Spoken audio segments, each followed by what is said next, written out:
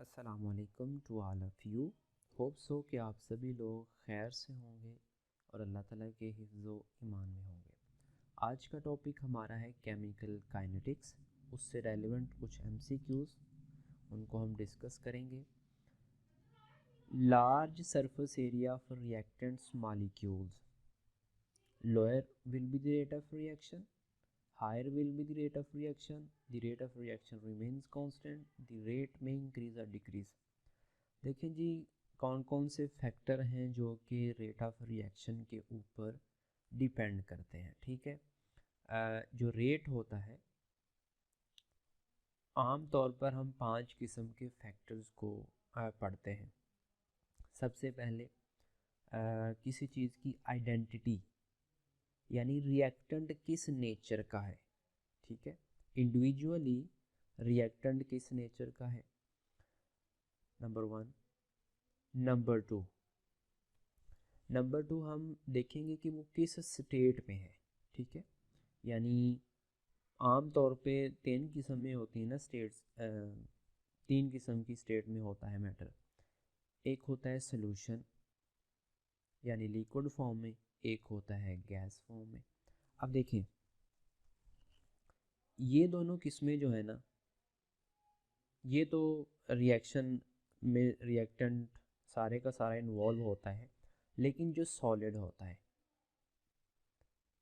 Solid जो होता है, आप लोगों को इल्म है कि इसकी सरफेस के ऊपर, यानी सरफेस के ऊपर रिएक्शन हो रहा होता है, या समझ लें कि बाउंड्री के ऊपर रिएक्शन हो रहा होता है, या समझ लें कि उसके इंटरफेसेस के ऊपर रिएक्शन हो रहा होता है सॉलिड के केस में। ठीक है, लाइक अगर सॉलिड लिक्विड के साथ मिल रहा है तो यानी जो लिक्विड है वो सॉलिड सरफेस के ऊपर आके ज़्यादा रैपिडली लगेगा एज़ कंपेयर टू अगर हम ये वाला सोल्यूशन या लिक्विड फॉर्म में नहीं लेते, सॉलिड में लेते हैं। ठीक है, सिंपली मीन कि अगर आपसे कोई बोले कि सॉलिड सॉलिड का रिएक्शन ज़्यादा होगा, लिक्विड सॉलिड का ज़्यादा होगा, तो सिंपली जो लिक्विड है वो ज़्यादा सॉलिड के ऊपर जाके रिएक्शन करेगा। ठीक है, तो 3 चीज़ें। दूसरी चीज़ क्या होगी कि फेज़ कौन सा है,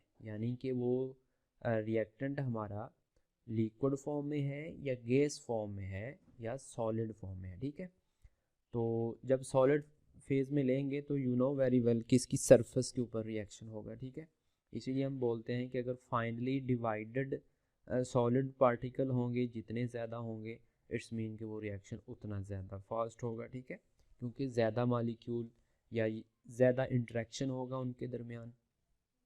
तो यहाँ पे हो रही है सरफेस एरिया की बात। तो ज़ाहिर सी बात है, सरफेस एरिया जितना ज़्यादा होगा, रेट ऑफ रिएक्शन उतना ज़्यादा होगा। ठीक है, इसको आप और तरीक़ों से भी समझ सकते हैं। लाइक अगर आपके पास इतना बड़ा पीस है कोई, अगर आप इसको इतना डिवाइड कर दें, यू नो वेरी वेल कि इसका सरफेस एरिया जो है वो इंक्रीज़ कर जाता है। ठीक है, डिवाइड करने से। तो जब सरफेस एरिया इंक्रीज़ हो जाएगा, उसके ऊपर उतना ज़्यादा इंट्रैक्शन होगा, यानी जाहिर सी बात है मॉलिक्यूल हों या एटम्स हों, वो उतने एक दूसरे के साथ इन कांटेक्ट में आएंगे और उतना ज़्यादा रेट ऑफ रिएक्शन ज़्यादा होगा। ठीक है, तो higher will be the rate of reaction. Beta answer is right option. इसके ये तो हमने 2 केसेस देखे हैं ना, यानी 2 फैक्टर देखे हैं जो रेट ऑफ रिएक्शन के ऊपर जिनके ऊपर डिपेंड करता है। इसके अलावा टेम्परेचर भी होता है, तीसरे नंबर पे टेम्परेचर होता है। फिर कंसंट्रेशन होती है, यानी जितनी ज़्यादा कंसंट्रेशन होगी उतना ज़्यादा रेट ऑफ रिएक्शन फास्ट होगा। और एक 5वां फैक्टर भी हम स्टडी करते हैं जिसको हम कैटालिस्ट बोलते हैं। ठीक है, कैटालिस्ट क्या करता है कि इंक्रीज़ करता है रेट ऑफ रिएक्शन को, यानी वो एक अल्टरनेटिव पाथ हमें प्रोवाइड करता है। जब अल्टरनेटिव पाथ हमें दे देता है वो, तो उससे किसी रिएक्शन की एक्टिवेशन एनर्जी कम हो जाती है, जिस वजह से रेट ऑफ रिएक्शन ज़्यादा फास्ट हो जाता है। उसके बाद है जी second, in zero order reaction the rate is independent rate किस चीज़ के ऊपर इंडिपेंडेंट होता है, हमें पता है कि जो ज़ीरो ऑर्डर रिएक्शन होता है ना वो कंसंट्रेशन के ऊपर डिपेंड नहीं करता, यानी रिएक्टेंट्स की कंसंट्रेशन के ऊपर डिपेंड नहीं करता। ये तो एक डेफिनेशन है ना ज़ीरो ऑर्डर रिएक्शन की। इसमें एक इम्पॉर्टेंट चीज़ ये है कि अगर ये जो रेट है इसका ज़ीरो ऑर्डर रिएक्शन का, ये होता ही इंडिपेंडेंट है कंसंट्रेशन के ऊपर, तो इसका मतलब है कि थ्रू आउट द रिएक्शन जो रेट होगा वो फिर क्या होगा, रेट फिर क्या होगा, कांस्टेंट होगा। ठीक है, यानी ये ऐसा रिएक्शन होता है जो कि कांस्टेंट रेट के ऊपर मूव कर रहा होता है, यानी इसके रेट के ऊपर कंसंट्रेशन जो है वो असर नहीं डालती। Decomposition of nitrogen pentoxide has a order of reaction, ये फर्स्ट ऑर्डर। देखें अब मुख्तलफ हमसे ना कोई इक्वेशन दे के पूछा जाता है कि जी इसका कौन सा ऑर्डर होगा, तो जो ऑर्डर ऑफ रिएक्शन है ना ये टोटली एक समझ लें कि एक्सपेरिमेंट ऑब्जर्वेशन है, ये एक्सपेरिमेंट से ही पता चलता है। ठीक है, तो ये मुख्तलिफ छोटी छोटी वेल नोन जिसको बोलते हैं एग्जांपल्स होती हैं, जिसको हमने याद कर लेना होता है कि उसको हम कोट कर सकें कि इस वाले रिएक्शन में ये होती है ये होती है।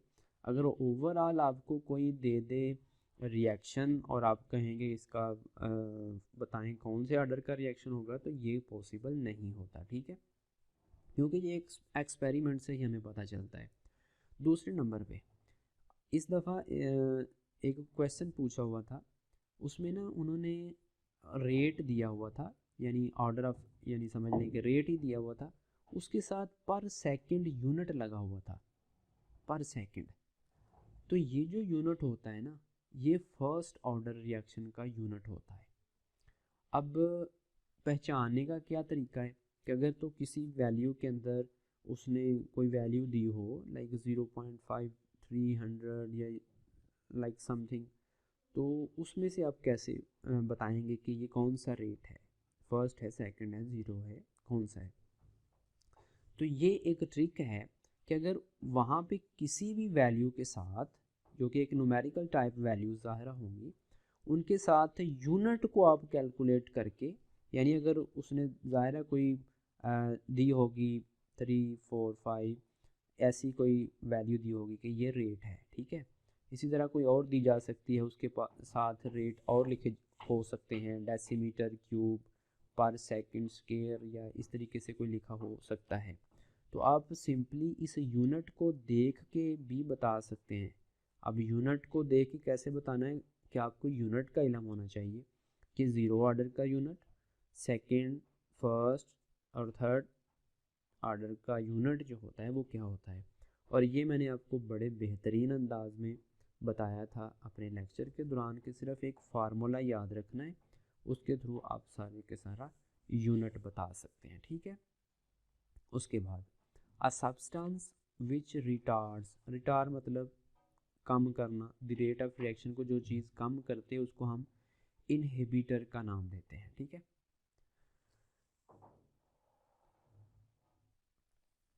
नेक्स्ट है जी the minimum amount of energy required for an effective क्लोजन।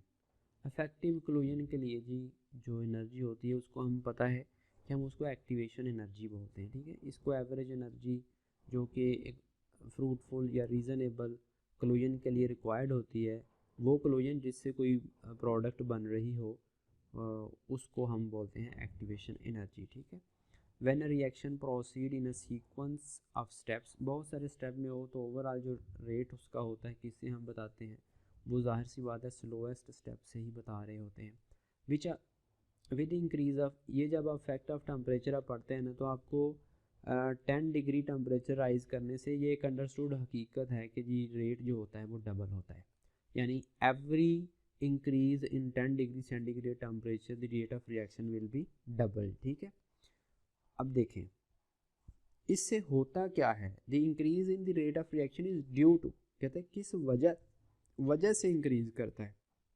Basically जब हम टेम्परेचर इंक्रीज करते हैं तो नंबर ऑफ इफेक्टिव क्लोजन्स बढ़ जाते हैं, यानी एटम्स की या मॉलिक्यूल्स की जो एनर्जी है वो बढ़ जाती है, वो ज़्यादा स्पीडली आपस में टकराते हैं, और वो जो टकराने का जो वे है ना वो इस अंदाज में ज़्यादा हो जाता है कि उससे नंबर ऑफ़ इफेक्टिव क्लोजन बढ़ते हैं।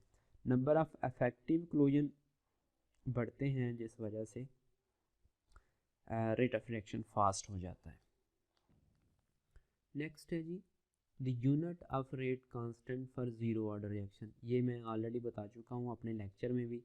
एक सिंपल फार्मूला है, उसी फार्मूला के थ्रू आप जो है यूनिट्स को याद रख सकते हैं। ठीक है। The energy of activated complex. Activated complex जो होता है ज़ाहिर है उसकी एनर्जी बहुत ज़्यादा हाई होती है as compared to reactant and products. The reaction of hydrogen with chlorine in the presence of sunlight. यानी जितने भी फोटो केमिकल रिएक्शंस होते हैं ना वो सारे के सारे क्या होते हैं, वो ज़ीरो ऑर्डर होते हैं। ये आपको मैंने बताया था। रेडियो एक्टिव जितने भी रिएक्शंस हैं वो फर्स्ट ऑर्डर होते हैं। एंजाइमेटिक रिएक्शंस क्या होते हैं ये हमने अपने लेक्चर में काफ़ी दफ़ा बातें की हैं।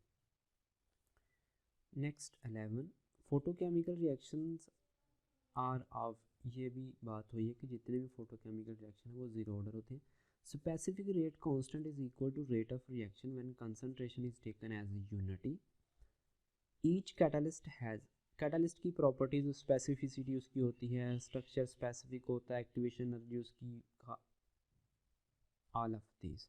The mathematical relation between the rate of reaction and the concentration, इसको हम rate law से बयान करते हैं। नेक्स्ट है जी which one affects the specific rate constant. ये स्पेसिफिक रेट कांस्टेंट हमें पता है कि इसमें कंसंट्रेशन हम यूनिटी ले लेते हैं। जब कंसंट्रेशन यूनिटी ले लेते हैं तो बाकी तो चीज़ें ये वाली इफ़ेक्ट नहीं करती। ठीक है, तो टेम्परेचर ही ऐसा फैक्टर होगा जो इस रिएक्शन को इफ़ेक्ट करेगा। Which one is the chemical method for the determination of the rate of the reaction. Rate को फाइंड आउट करने का केमिकल मेथड। ठीक है, गौर करना है आपने। स्पेक्ट्रोमीट्री ये भी तो केमिकल नहीं है, रिफ्रैक्टोमीट्री भी नहीं है, डायलेटोमेट्रिक भी नहीं है, टाइट्रीमेट्री यानी टाइट्रेशन जो है ये केमिकल मेथड है। For determination order of reaction, order of reaction को किससे फाइंड आउट करते हैं, हाफ लाइफ मेथड से। Next the influence of temperature on the rate, ये आर्हेनियस ने बताया था जी। इन आर्हेनियस प्लॉट, ये जब आप आर्हेनियस इक्वेशन को पढ़ेंगे उसकी इक्वेशन को आप इक्वेशन ऑफ स्ट्रेट लाइन से कंपेयर करेंगे, उनके ग्राफ बनाएंगे, तो ये जो है इस किस्म का जो ग्राफ है ये इंटरसेप्ट हमारे पास log a आएगा। विच of the following statements regarding catalyst is not true. A catalyst does not alter the equilibrium in a reversible reaction. ये बात ठीक है कि कैटलिस्ट जो है वो इक्विलिब्रियम पोजीशन को इफ़ेक्ट नहीं करता। Catalyst can initiate the reaction which is not thermodynamically favourable. ये बात गलत है। Catalytic reactions are very specific, ये बात भी ठीक है। A catalyst remain unchanged in the composition and quantity, ये भी बात ठीक है। नेक्स्ट है जी a plot of Arrhenius equation, thermal decomposition हो रही है नाइट्रोजन पेंटॉक्साइड की, इसका स्लोप आ रहा है। ये आर्हेनियस इक्वेशन का ऑब्जेक्ट देखेंगे तो स्लोप इज इक्वल टू होती है हमारे पास माइनस ई यानी activation energy over R. R यहाँ पे जनरल गैस कांस्टेंट है जिसकी वैल्यू होती है 8.315। ठीक है, ये आर है, तो यहाँ पे आप वैल्यू लगाएं, स्लोप उसने दी हुई है ये वाली वैल्यू, और ये हमने कैलकुलेट करनी है। ठीक है, तो आप इजीली इधर से आंसर फाइंड आउट कर सकते हैं। और सेम नेचर का क्वेश्चन हमें पूछा हुआ था प्रीवियस एक पेपर में 2020 वाले में, I think so. Reaction with high activation energy are usually, activation energy ही हाई होगी तो जाहिर सी बात है रिएक्शन जो होगा वो स्लो होगा। ठीक है, the dimension of rate constant, dimension का मतलब यही है कि यूनिट कौन कौन से होंगे। तो आप सिंपली जो है जब आप फार्मूला लिखेंगे सेकंड ऑर्डर रिएक्शन का यानी यूनिट्स लिखेंगे तो यूनिट्स में आपको टाइम एंड कंसंट्रेशन मिलेंगे। नेक्स्ट है जी 24 the time for half change of reactant in a zero order reaction.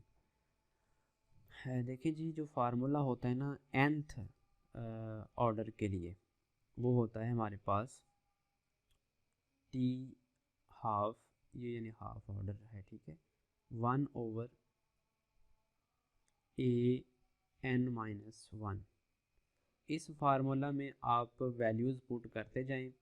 अगर आपके पास ज़ीरो ऑर्डर है तो n की वैल्यू ज़ीरो होगी, फर्स्ट ऑर्डर है तो n की वैल्यू 1 होगी, सेकंड ऑर्डर है तो 2 होगी, थर्ड ऑर्डर है तो 3 होगी। इस n की जगह पे वैल्यू लगाते जाएं। बस ज़ीरो लगाएंगे तो सिंपली मीन क्या आ जाएगा, ज़ीरो वैल्यू लगाएंगे यहाँ पे तो ज़ीरो माइनस वन, ज़ाहिर सी बात है क्या हो जाएगा हमारे पास, -1, 1/a⁻1, ठीक है।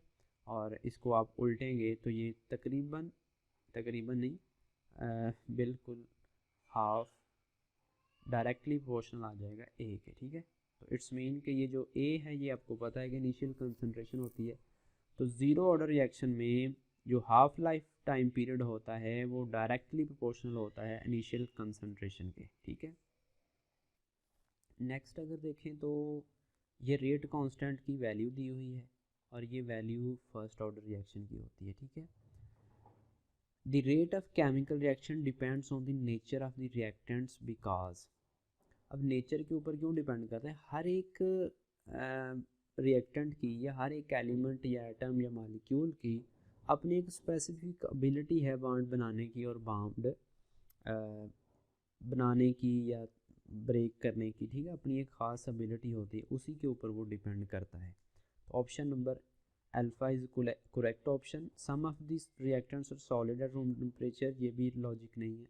Some of the reactants are liquid at room, ये भी लॉजिक नहीं है, ठीक है। तो option number A is correct option. 27 the activation energy of reaction primarily depends upon, ये बॉन्ड एनर्जी के ऊपर डिपेंड करती है, ठीक है, बॉन्ड एनर्जी के ऊपर डिपेंड करती है, यानी नेचर ऑफ रिएक्टेंट्स के ऊपर डिपेंड करती है जो एक्टिवेशन एनर्जी होती है। ये टेम्परेचर के ऊपर भी डिपेंड नहीं करती, प्रेशर के ऊपर भी नहीं करती, कंसंट्रेशन के ऊपर भी नहीं करती, एक्टिवेशन एनर्जी की बात हो रही है, ठीक है। If the activation energy of both the forward and the backward reaction are equal, अगर दोनों बराबर हुई तो जाहिर सी बात है फिर डेल्टा एच जो है वो ओवरऑल वो ज़ीरो होगा। The value of energy of activation for radio active decay, radio active decay क्या होता है, आपको इल्म है इसमें जो एक्टिवेशन एनर्जी होगी वो तकरीबन ज़ीरो होगी। Energy of activation for forward reaction is less than backward reaction. देखिए जी, इस डायग्राम को भी हम बड़े अच्छे अंदाज में देख चुके हैं। लाइट से आपके पास कोई रिएक्टेंट ऐसा है, वो यहाँ पे पड़ा हुआ है, ठीक है, इसने प्रोडक्ट में जाना है। इसको थोड़ा हम लो कर लेते हैं। लाइक अगर आपका रिएक्शन जो रिएक्टेंट्स हैं ऑलरेडी लेट्स से मैं एच लिख रहा हूँ कि वो हाई एनर्जी पे हैं, ठीक है, उनकी पहले एनर्जी हाई थी, तो वो ज़ाहिर सी बात है अगर उनकी पहले ही एनर्जी हाई है तो उनको क्या बोलते हैं, उनको प्रोसीड करवाने के लिए रिएक्शन आपको बाहर से एनर्जी नहीं देनी पड़ेगी, ठीक है। अगर वो पहले ही हाई एनर्जी पे हैं रिएक्टेंट्स तो आपको बाहर से एनर्जी नहीं देना पड़ेगी, और जैसे ही वो यहाँ से होके ये एक समझ लें कि बैरियर होता है जिसको क्रॉस करने के बाद वो प्रोडक्ट बनाता है, ठीक है।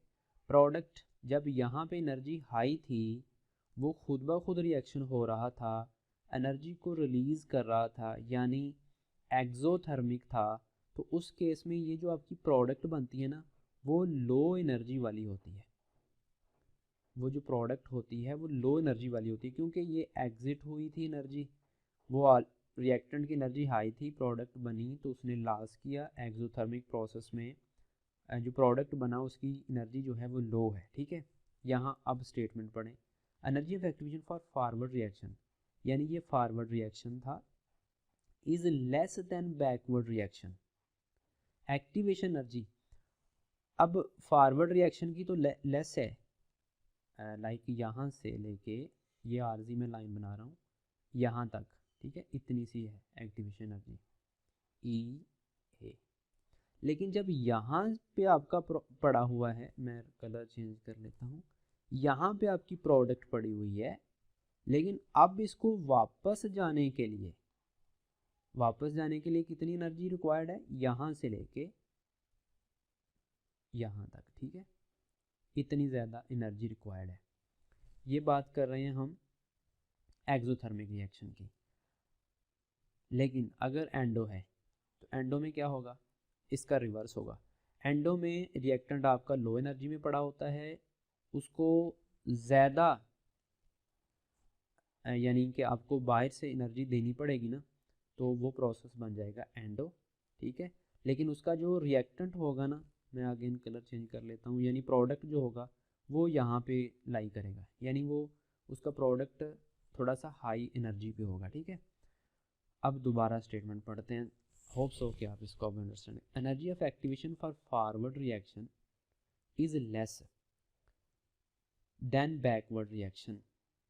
बैकवर्ड रिएक्शन के लिए अगर आपने यहाँ से इधर को जाना है, लाइक यहाँ से इधर को जाना है इस वाले ग्राफ में, तो आपको कहता है कि एनर्जी लेस होगी। किस केस में लेस होगी जी, एक्सो में या एंडो में? हमें नज़र आ रहा है कि इस वाले केस में एनर्जी सिर्फ इतनी सी है अगर बैकवर्ड आना है तो इसलिए ये जो है ये हमें पता है कि एंडोथर्मिक है। एंडोथर्मिक प्रोसेस में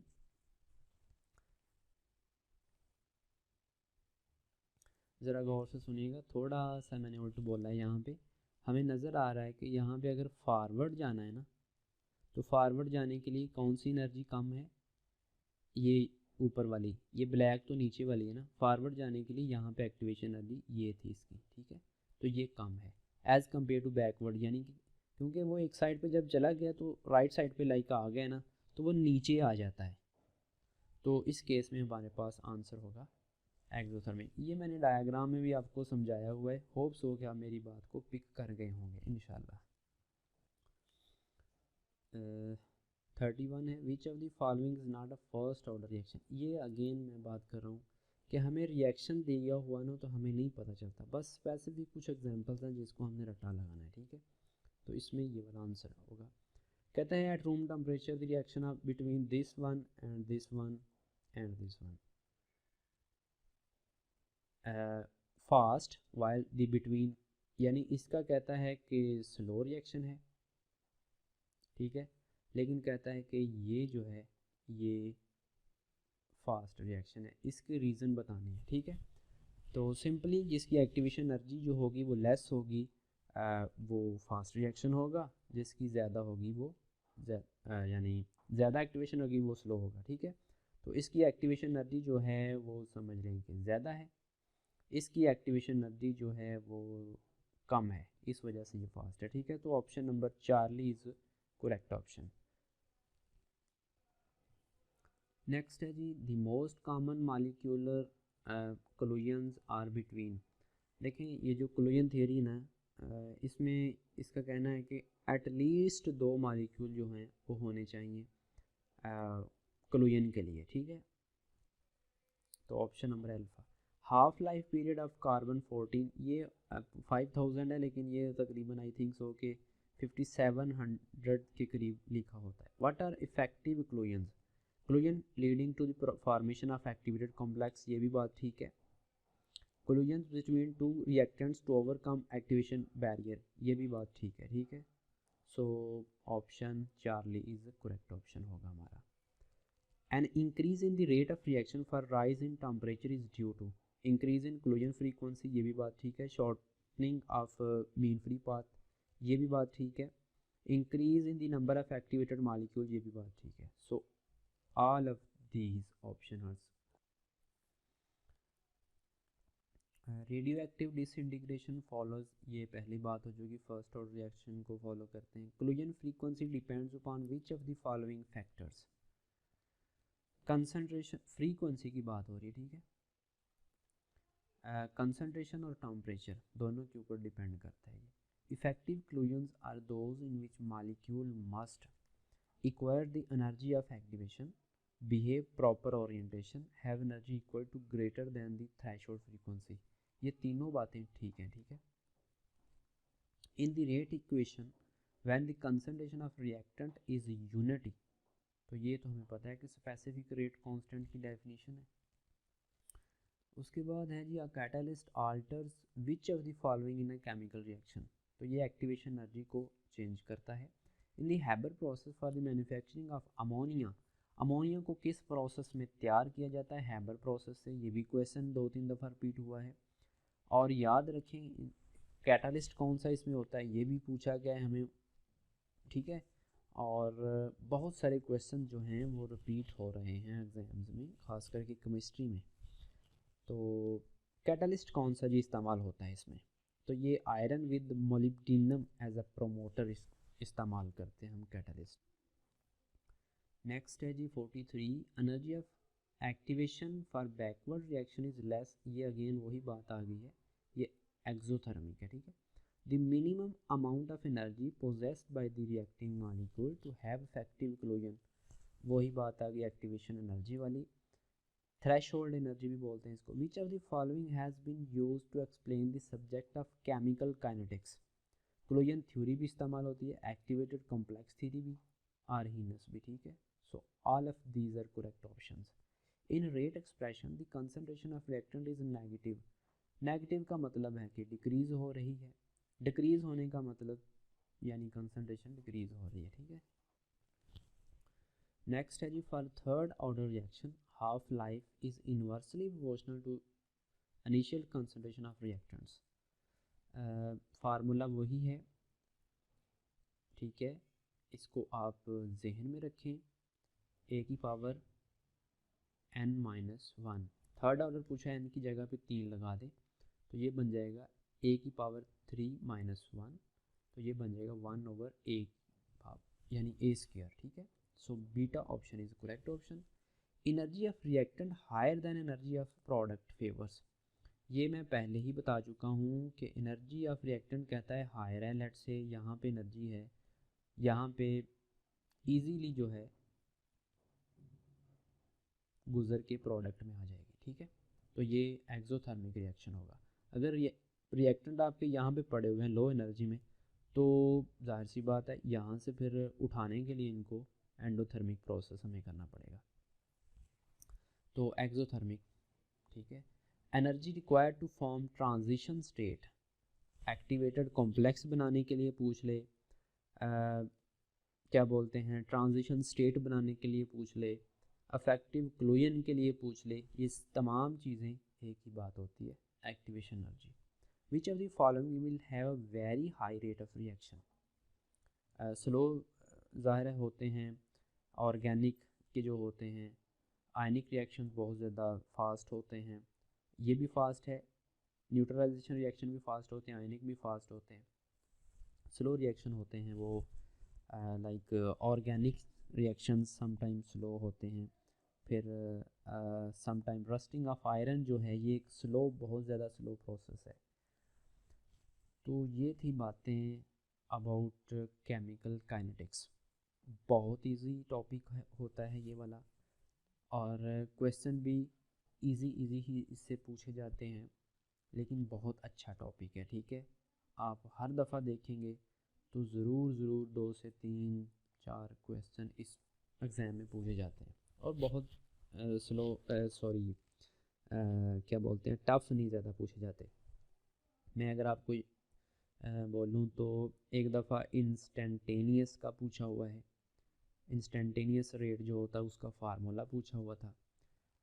एक दफ़ा स्लोप का जो क्वेश्चन अभी हमने सॉल्व भी किया है उसका वैल्यू दी हुई थी, हमने एक्टिवेशन एनर्जी फाइंड आउट करनी थी, ये भी पूछा हुआ था।